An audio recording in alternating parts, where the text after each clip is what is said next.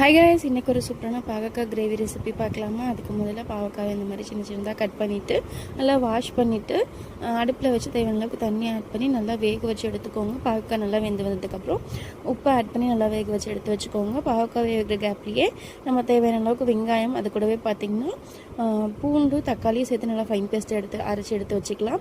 அது கூட பார்த்திங்கன்னா தேவையான அளவுக்கு புளி ஆட் பண்ணி எடுத்து வச்சுக்கலாம். நான் இன்றைக்கி பார்த்திங்கன்னா ஒரு லெமன் சைஸ் அளவுக்கு புளி ஊற வச்சுருந்தேன்.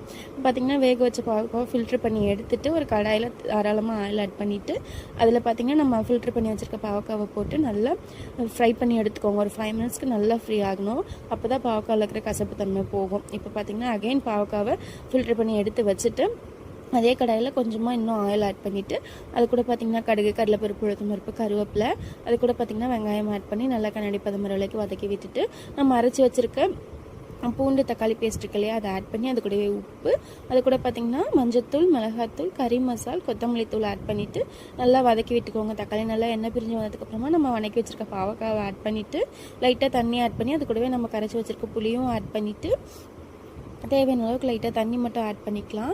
நல்லா கொதிக்க விட்டு இறக்குனிங்கன்னா நல்லா கிரேவி கன்சிஸ்டன்சியில் சூப்பராக இருக்கும். சுட சுட சாதத்து கூட சாப்பிட்டு பாருங்கள், அல்டிமேட்டாக இருக்கும்.